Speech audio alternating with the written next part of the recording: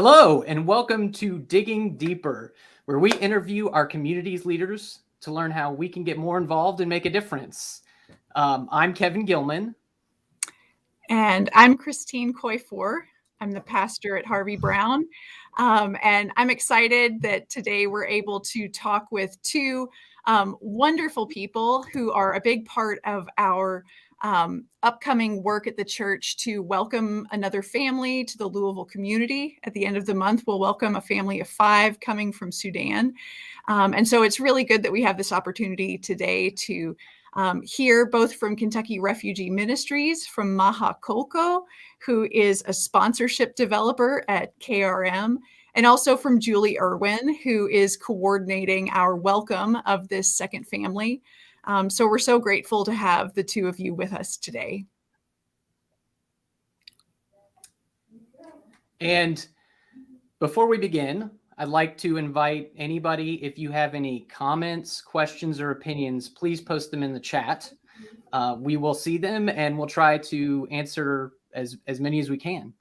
Also, if you are enjoying what you're watching, please, if you're on Facebook, like and follow us. And if you're on YouTube, like and subscribe. So now, let's go ahead and get started. And I'll remind you again later to do all that. So to start off, as Christine just said, Harvey Brown is taking part in KRM's co-sponsorship program. Maha is going to start us off with an overview of what KRM does and give us some more information about the co-sponsorship program. And then we're going to have a Q&A phase where we'll answer any questions that you have. Throughout this, please feel free to ask your questions. And again, we will get to those, to as many as we can. Also, as you're listening, think about how you can get personally involved, even in the smallest way, and every little bit helps. So let's get going. Maha, tell us about KRM and about co-sponsorship. Thank you, Kevin and Christine, and thank you for this great opportunity. I'm really very happy to be talking to you all, and thank you for all the work that you are doing and what you have done before with the Afghan resettlement program, and now you are expecting a family coming from Sudan. So that's a great. If we can start by actually going to the next slide. Kevin. And so I thought that we will talk a little bit about KRM, Making Kentucky Home. So KRM is a nonprofit organization. We are affiliated with Church World Service and State Department. It was established about 30 years welcoming refugees. In 1990, Highland Presbyterian Church. The founder is Donna Gregg, who I think lives in this building. We have her spirit, and we are blessed to have a Presbyterian woman who actually thought about KRM with 2 other women. And now we are over 55 people working in KRM Louisville, and we have 2 more offices in Lexington and Northern Kentucky, Covington. We have resettled over 16,000 refugees, and we are, our mission is resettlement of refugees in Louisville for KRM Louisville and also in other offices, and help them to integrate into our community.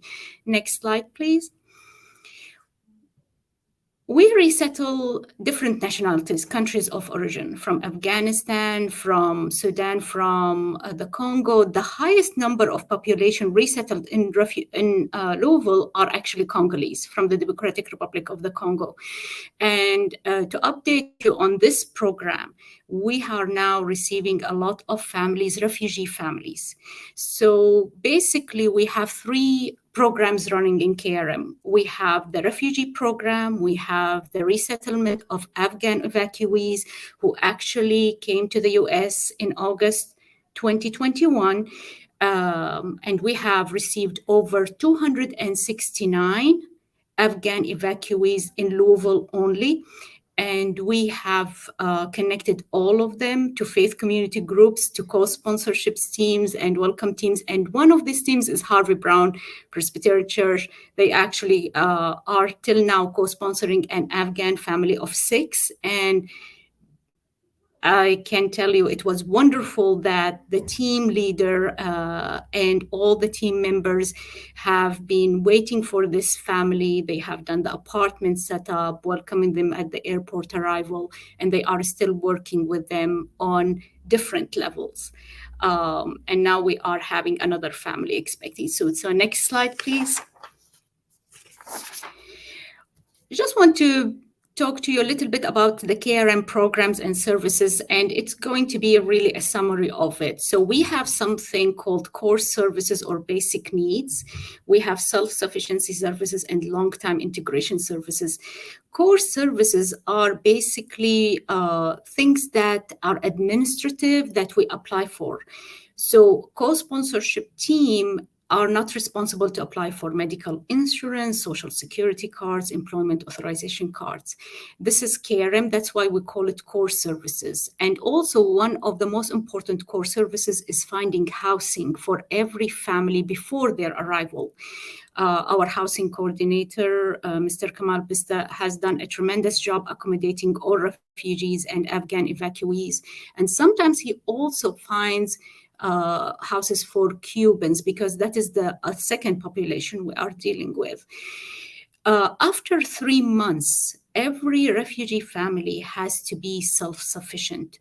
And that's why during the first 3 months, we always try to make sure that the family have enough orientation in relation to the financial situation, and we find them jobs after 3 months, and we open bank accounts for them and then we teach them about the budget and how to save money.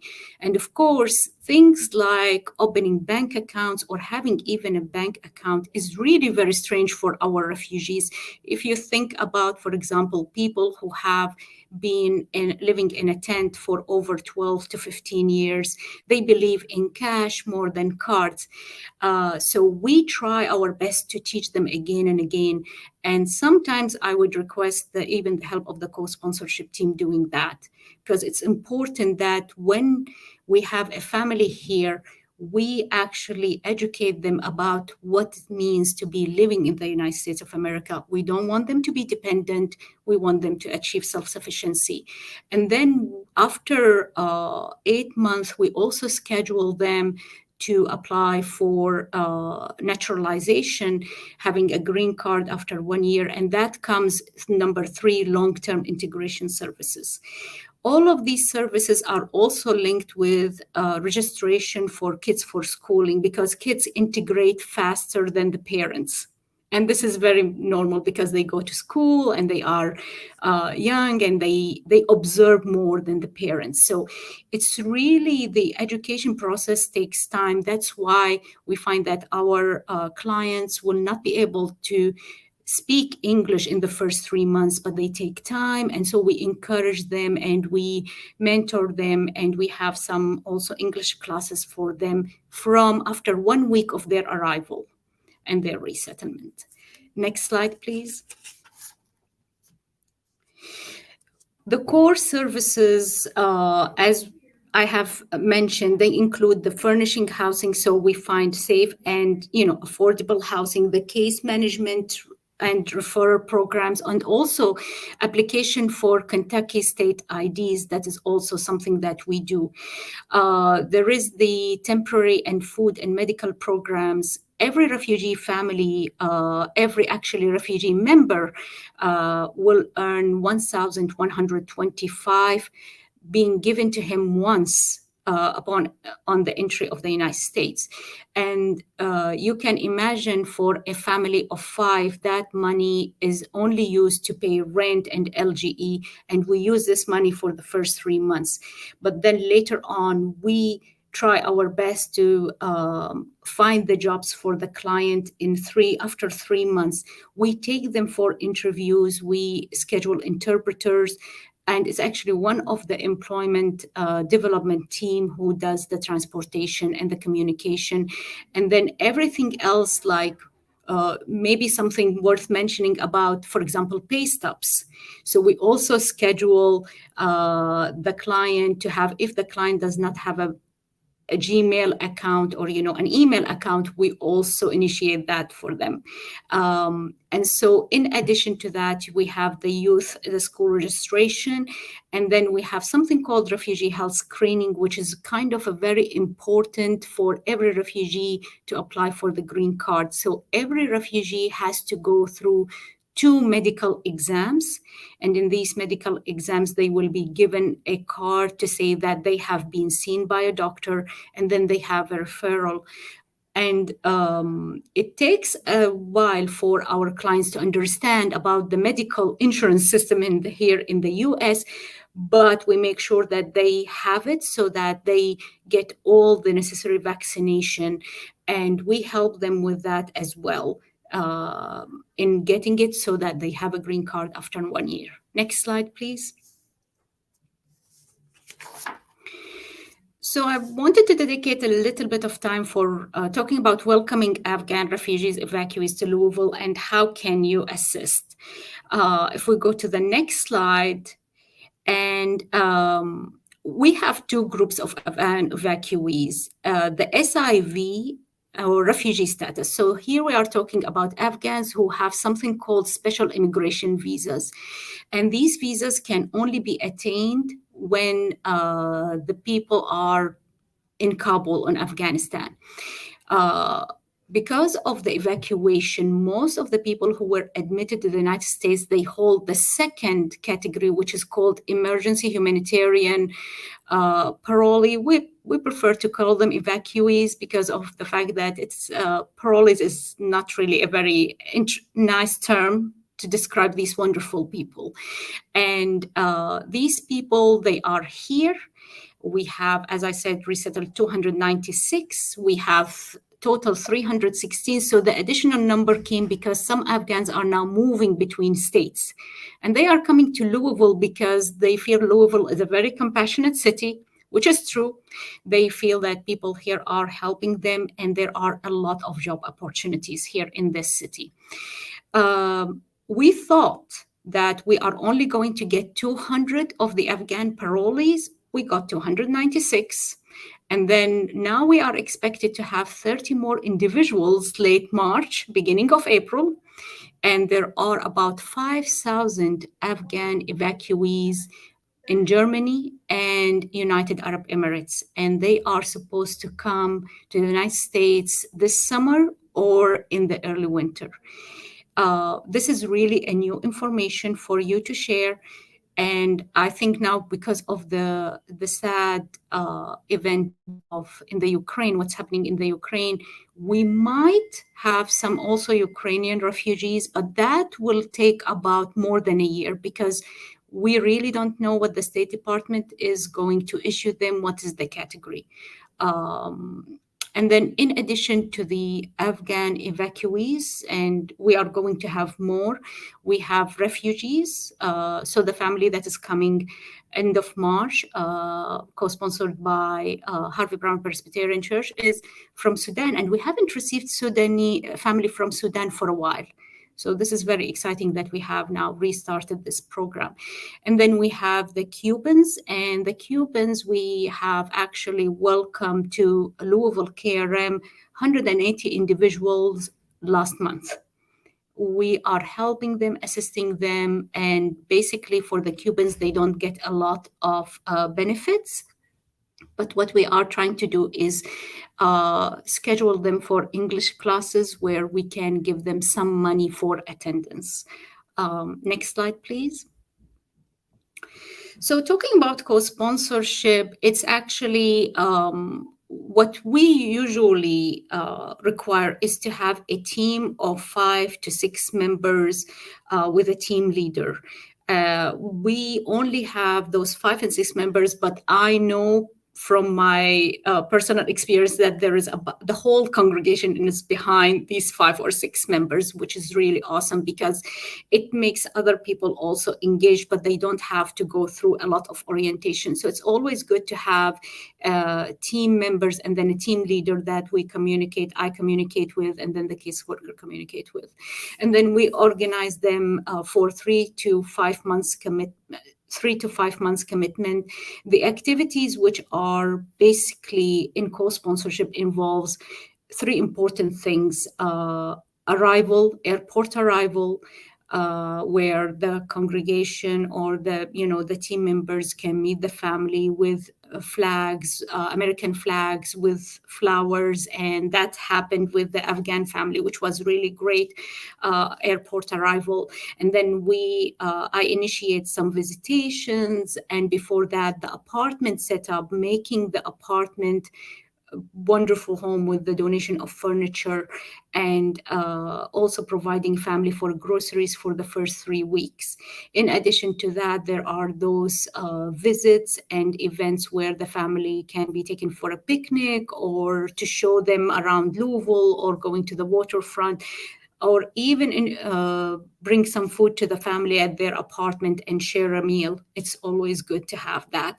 And the communication that happens between the family and the co-sponsorship team is always constructive because our families have never been introduced to the American families. So co-sponsorship teams are doing a great job in making sure there is an interaction and there is some useful information exchanged between the family who is coming from, let's say, Afghanistan or the Congo, and the American families. So every member of the co-sponsorship team is American, and they have a family and extended family.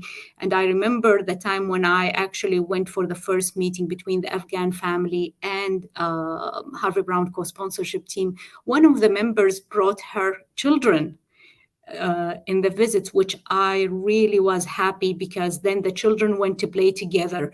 So this kind of communication, interaction, this is what we really need to make sure that these families are welcomed and then integrated. It does make a difference when the family feels that they are American families are welcoming them. It speeds up their integration process. Next slide, please. And so other options, if you think there is, we always have a coat drive, donation of coats and jackets and blankets. That is in the winter. We have food card donation if you are interested in doing that. If you want to order a welcome meal for a family, it's a simple thing, but it produces a wonderful impact. Or even having a card, welcoming them, being placed on their dining table on the first night of their arrival, written in their own language.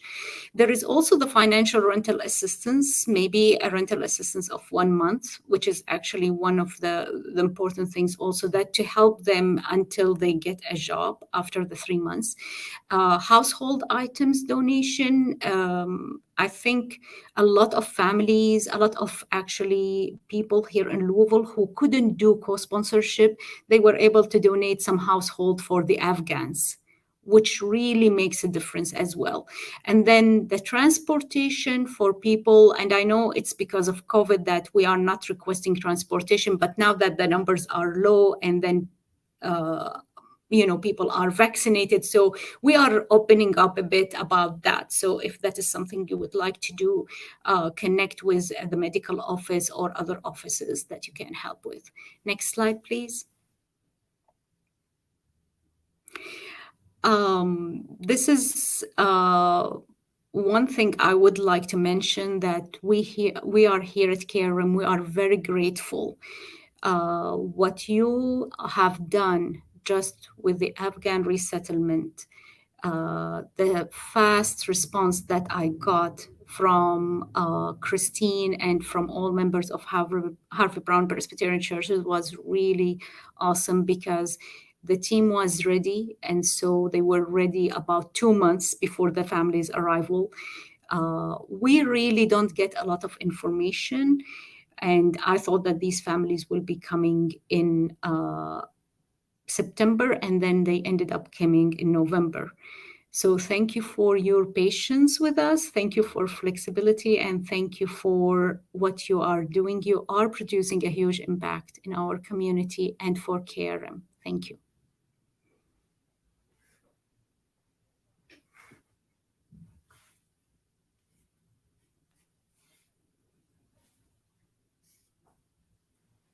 Sorry. Thank you so much, Maha, for that presentation. It's incredible the work that you do. And I know that you work, how many groups are you working with at any one time to receive families? 35. 35. I didn't expect that. Yeah. I just, everyone who called me, I said yes to. I think everyone. And I felt that I felt there is a sincere and good intention. They wanted to help. So what I did is just said yes, and then I tried to coordinate about the best way that they can help, thinking about their resources and some people I haven't met in my life. There is the single woman who said, "I really cannot do anything. I have household items," and she couldn't bring it to me to KRM, so I picked it up myself. So yeah, we have so many good people.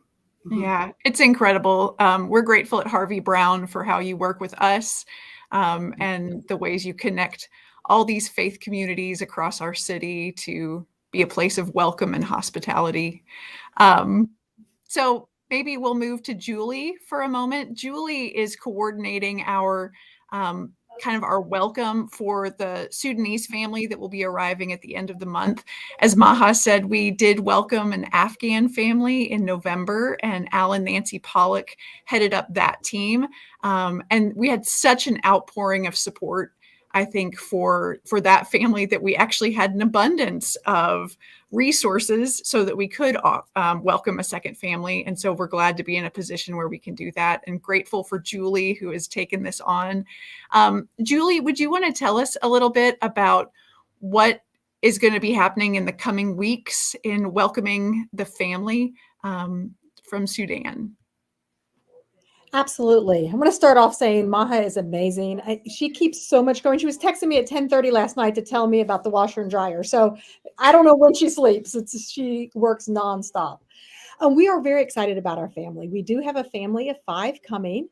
They are going to arrive on the 30th, which is a Wednesday, but we are preparing their apartment next weekend, not this coming weekend, but the following weekend, the 24th, 25th, and the 26th. So the family that's arriving is a family of 5. There is a father that's 43, and his wife that's 34. And then they have 3 children, ages 11, 5, and 2. The child in the middle is a girl, and then the other 2 are boys. And so we are preparing at this time for their basic household items, and then also items for the children. We've been putting together some, art supplies and basic toys and just things to make them welcome. It was really exciting, the last apartment that we fixed up, because when you walked into they had girls in the girls' rooms. It was so inviting. They had, stuffed animals and games and toys and writing things. And so I think that the kids came in and felt like, oh my gosh, this is a great new start. And so we really want to do that again. We want to be able to have a family come in and feel like they're wanted, and that they can rest and relax and have some peace in their heart, that they're in a safe place. And so right now we're collecting items for Harvey Brown members. They've been sent a Sign Up Genius link. And so we have put all the needed items on that, and you can go on and sign up for something if you have not already. Then we're also putting together a group to meet at the airport. The nice thing is the family arrives at like 5:18 in the evening, so it should be conducive to children in schools, and it's a great opportunity to bring your kids, if you have children, to see this welcoming ministry. And so we're going to do that. We have the names of all the family members, so if you want to make signs, and Maha actually is going to be our interpreter, because she speaks Arabic and our family speaks Arabic. And so we will be creating some welcome signs for the airport. Then even before that, on next Friday and Saturday, we're going to be preparing their home. On Friday, KRM is going to deliver the furniture. One of the amazing things that they do is they deliver new mattresses for all household members. And they're volunteers that work with them, or they may be employees, but that work at KRM are awesome. They carried everything up, put it up, helped set up the beds, and they are ready to go. And then we'll move in the other furniture. The next day, it's a lot to do in one day. So the next day we're going to come back and have kind of a welcome, prepare the home party. And our congregation members are welcome to come, or really anybody's welcome to come and set up the kitchen and the bathrooms and the bedrooms and just really make the home, hang up pictures. So ready for someone just to walk into and move in. So by next Saturday, we should be ready to go, and we'll just await their arrival. Then after they get here, like Maha said, we want to be nice host and help our families start to immigrate into their new family. We do want to have families with kids that can come and start some play dates, and especially the weather is nice, to meet at the park and to do some of these kind of bonding activities for the kids. Because in my experience, I've also seen that, kids adapt really quickly, and when they start developing those relationships, it certainly helps the parents to also develop relationships and feel at ease and start transitioning. So that's kind of what we're doing, and we're learning as we go also, but Maha is an amazing support.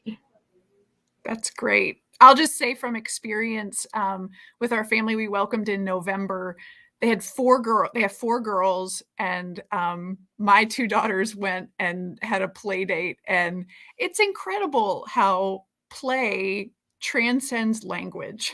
And even though they didn't necessarily know how to speak to one another, they had such fun playing with each other. So it really is amazing to watch children and think, what can we learn from children, and how can we model ourselves after them? So I think we're moving to a time now of questions. Kevin, are you going to start us off with questions? Sure. I will give the first question here.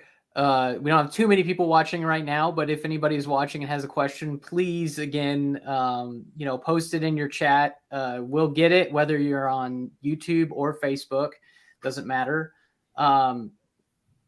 And we got a chat right now, just as I said that. No, but so, and if you're watching later on, if you didn't have time to see this during the live stream, if you have any questions, just you can send something through straight to Harvey Brown at hbpres.net, or you can put something in the comments, and we can still see comments even after we do the live stream. So we want to answer all. All right. Well, I guess since we got a chat, I will start with the chat. Looks like Linda says, thank you to KRM and to Julie for being our new leader. Is the food a concern? What type? Are we going for American food or what? Who wants to tackle that one?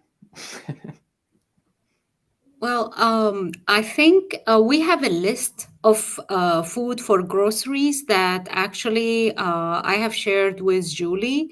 It's we are trying just to have the food from that actually the family would like. So we have a list and where to get that food. And after their arrival, because nowadays, I mean, I think different people have different ways of or different items they like. So I always prefer to ask the family after their arrival about a day, like the next day when we visit, what food would you like us to bring?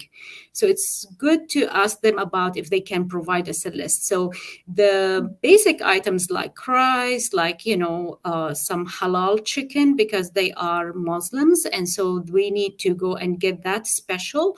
But for other like rice and sugar and tea, that is the basic needs. So I always ask the team if they would just buy these basics items, and I have a list of it. But then after the arrival of the family, I usually would say, well, what would you like in terms of groceries both? And then on the night of their arrival, we can order them a meal from one of the restaurants, and we have some restaurants that we can do that before the family's arrival. Don't know if Julie wants to add to that. No, I think that's excellent. And we will get a list out to everybody so that we can have, some items certainly donated and ready when we stock our apartment for sure. Maha, isn't there also a food pantry that provides native foods for refugee families in We Louisville? do. We do have, actually, it's today Food Dare to Care. They bring boxes and they distribute to families. So, but this will, what tends to happen is that after the family's arrival, we put them on that list. It's kind of that they will receive once a month a box of food, which is kind of assistance.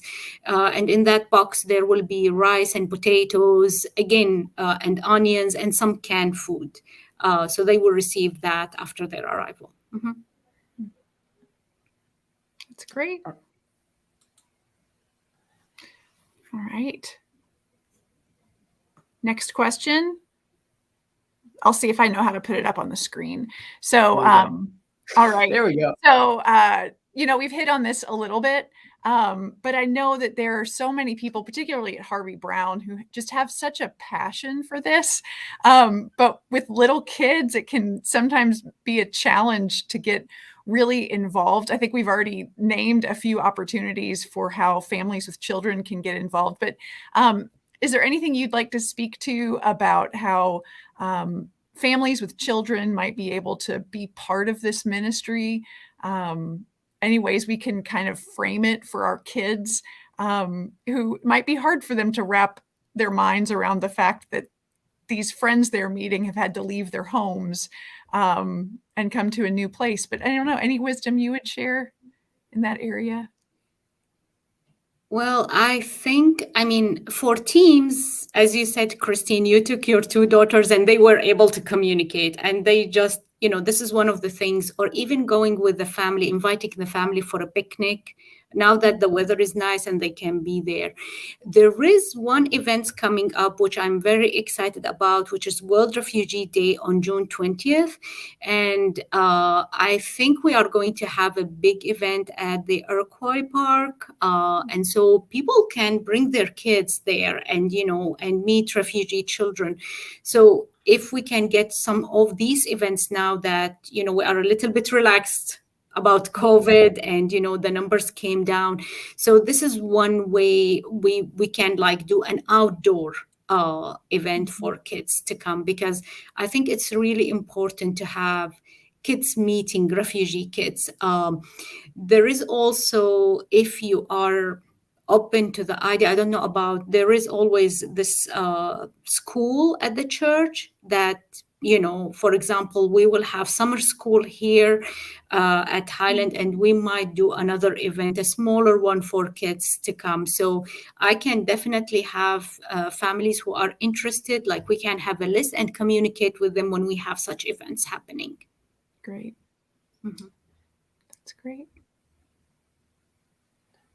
One of the other things I just thought about too, if our families also have children that have some nice books and some toys that look brand new, donating any of their items to these children coming in can also be a way that they can give something that means something to themselves to the children.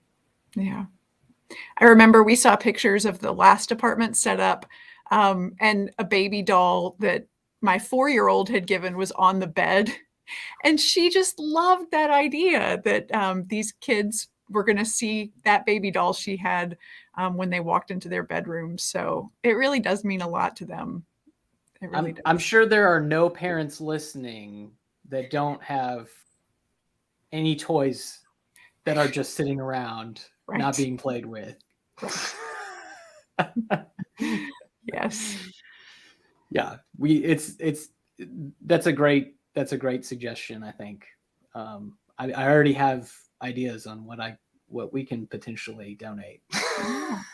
And I just saw we got a comment from Kathleen Gilman, who might be connected to Kevin, saying she wanted to thank Maha and Julie for taking time out of their day to do this, and again, very excited to help out. So we've got a lot of enthusiasm here at our church. And I'm so glad to hear, Maha, that you're getting so much enthusiasm from other communities wanting to offer welcome.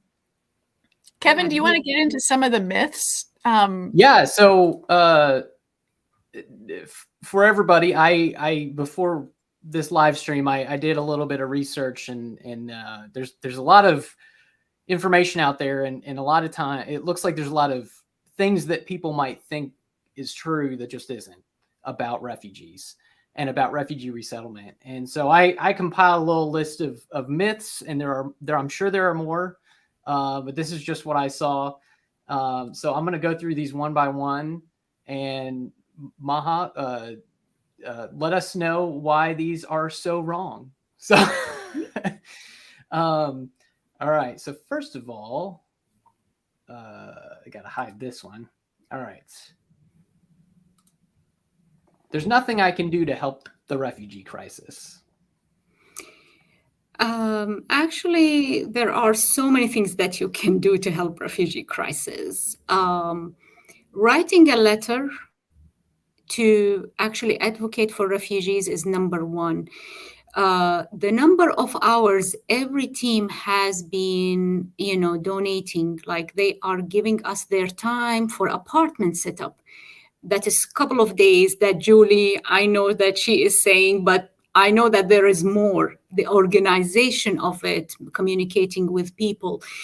And that should be listed. These hours should be listed. And we take these hours at KRM and show our to Church World Service and State Department, look, this is what this faith community group is going. This is what the Harvey Brown team is doing, giving us all these hours to make sure that the family have got a home and they will arrive and it is furnished and it is, have even the toys, even, simple things, even a welcoming card. I always try my best to list these in my reports to Church World Service because it really makes a difference.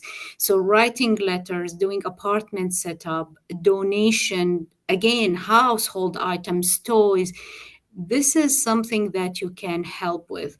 The simple thing some women are doing, just welcoming cards, is great because that's also, some of these cards goes to even Cuban families. Some of these cards go to refugees families or Afghan families. So there are so many things that you can do. Your time, just your time is wonderful to have. And in addition to all the other things that we are so grateful for. Awesome. Yeah. The next one I got is refugees are, I'm going to say myth before I say this, so I don't actually believe this. Refugees are an economic burden. They are not. They are for the first 3 months. Because see, the idea is when people come to this country, they come with nothing. They only come with some money from the American government. And then that money is going to pay rent and LGE. So basically, they are asked to work after 3 months, and they do. And the reason I know this is that we follow up with them. They go through a lot of process of cultural shock.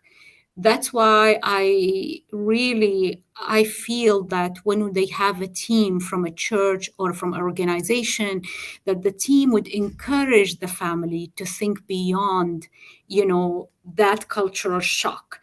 Because for us, the one thing I always realize when I talk to a new refugee families, now I take it for granted that they trust me, but why should they trust me? I'm new to them. They don't know me. So I need to build a bridge of understanding between me and the family. And then after a couple of days, I feel that I'm going through, breakthrough with communication. And then I have a very clear communication with the family. And I tell them, you need to go to work. That is what I used to do as a caseworker. And I always say that even when I meet a new family.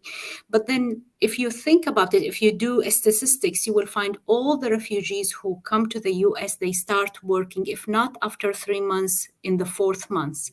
And so, but educating every adult about life in the US, it's really hard. That's why we help them by applying for Kentucky State ID, by opening bank accounts and teaching them how to save money, and then they pay rent. So it's only the 3 months that we need to make sure that they have food stamp, they have some cash assistance before they go to work. But these benefits do not last, because they will get letters saying, well, you don't have these benefits anymore. So it's more like they are helping more than really being economic burden.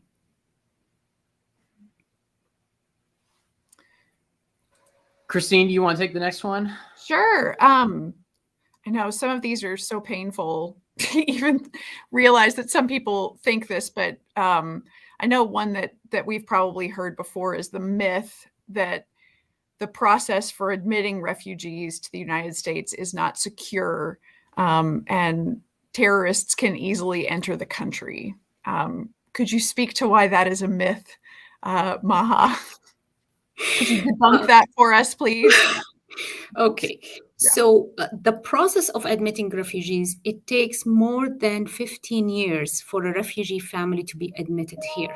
The reason I know this is because I have seen a lot of families. I have actually one of the families, they have been in camps for 23 years. They were married in the camp. They lived in the camp. They gave birth to their children in a camp. And one of their children, who is actually 23 years old, when she came here, she was afraid to go out of the house. So basically, these people have not been given a life. And so they are coming here with the idea of rebuilding their lives. They do not know anything about the United States except what they have been given as cultural booklet of 10 pages. And they really are excited to be here. And in their minds, they will only have the caseworker and the interpreter. And then they are surprised by having people welcoming them. And so they feel that they are welcomed and they are loved and they are cared for. And basically, if they were not secured, they will not be here. Because imagine 23 years just application. Like they go through a lot of screening from State Department and interviews and medical examination before being admitted to the United States. So it's not like an easy process. It's not a simple process of applying and waiting. There are so many screenings. Even now, the refugees we have now, 5 years to get their citizenship. And before getting the citizenship, they go through a screening process by the State Department. Mm-hmm. They look at what they have been doing here for 5 years, and they might not give them the citizenship after that. I mean, it's really a wrong idea when people think, oh, they are here, they will get the green card and then citizenship. It's not like that at all. It's a lot of screening, even when they are here and when they were there originally. But to be honest with you, it takes more than 10 years of just security checkups and screening and all of that to get them here. Kevin, should we do one more myth and then? Yeah, sure. I think this is a great one questions? Because, yeah, we'll do this one. This is a good one. All right. We have nothing in common with refugees. This is a myth. And I know for sure that this is a myth. So from my experience. We have our human bond. We are all of us are citizens of this world, and we need to be kind to each other. And I know that people are different depending where they come from, depending, on their education. And we are all different in many ways, but the common thing is that kindness, taking care of each other, extending our hands to people who are vulnerable, people who have not been blessed with another life. And I know some, it's not anyone's fault, it's just war. War displaces people. We have all seen what is happening in Ukraine. That image of a mother who was carrying her child in her hands and trying to find a safe place. When I saw that, and I'm just sharing that, I remembered what happened in my home country, Syria, in 2011. That image is being repeated again and again. That image of finding safety. And when I look at the Ukrainian woman, she didn't do anything in her life except maybe, getting married, going to have a job. So we all have the same system. We go to work, we marry, we get children, we raise our children. But then when the war happens, it displaces people. It deprives people from what they own and they brought here. It happened to me. It might happen to people in other countries. I didn't anticipate what is going to happen in Ukraine. I didn't anticipate what's going to happen in Afghanistan. But then I saw them coming here to the United States, and I saw them coming to Louisville and having only the clothes they are wearing. And then Harvey Brown Presbyterian Church, when they took the family, they actually provided them clothing. So our humanity, we are all human beings. We are all living on this earth. We need to be kind to each other. We need to not be strong or vulnerable or show our strength, but to be kind. And then for those people who haven't experienced the life of refugee, I would suggest that they do just come to KRM and see the people that they come to our offices, because they, in their minds, our refugees, they think of, how am I going to adjust to this new life? What is the best thing to do? And they always appreciate someone to extend their hand and help them doing that. So yeah, we need to find some of that common in ourselves.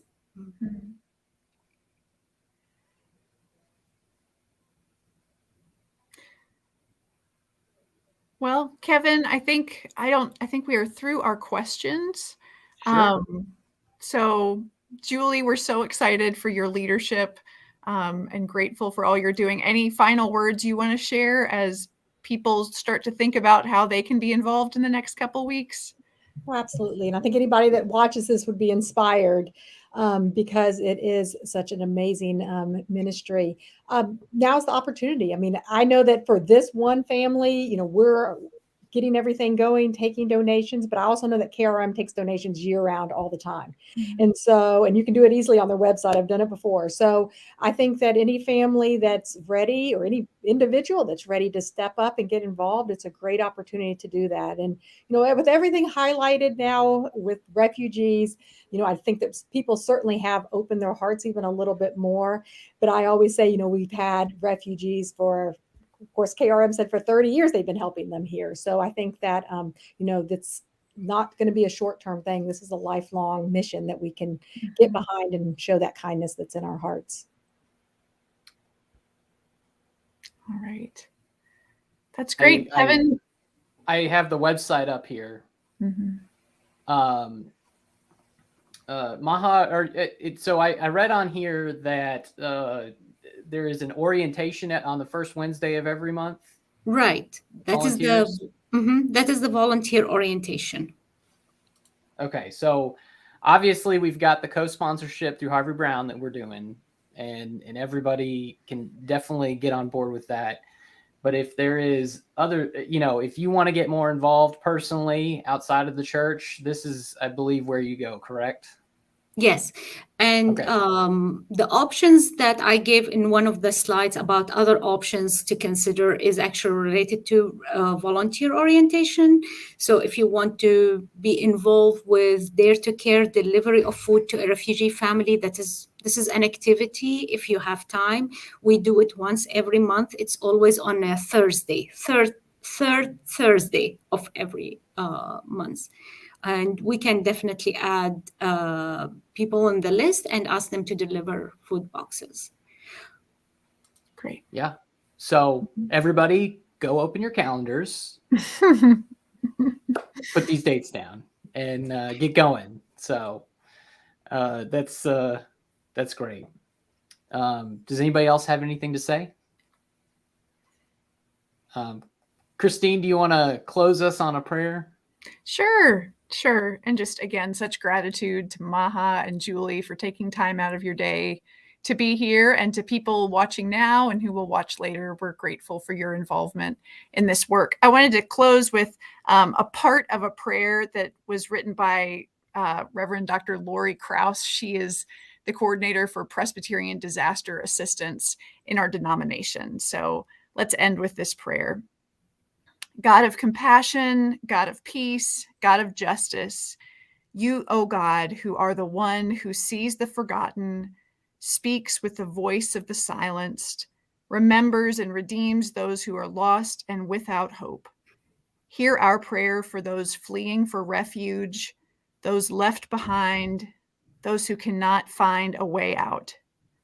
Help us to turn our own anguish into deeds of love and welcome.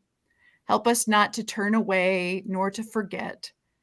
Open our hearts, open our doors, our communities, our churches, our neighborhoods to receive, to honor, and to bless. Make us instruments of your peace for the sake of your Son, Jesus Christ. Amen. And I have to say, it's St. Patrick's Day. So if I could just give an Irish blessing as we go today. May the road rise to meet you. May the wind be always at your back. May the sun shine warm upon your face and the rain fall soft upon your fields. And until we meet again, may God hold you in the palm of God's hand. I love that. Had to say it. Have a great day. All right. Thanks you all Take so care. much. Thank you.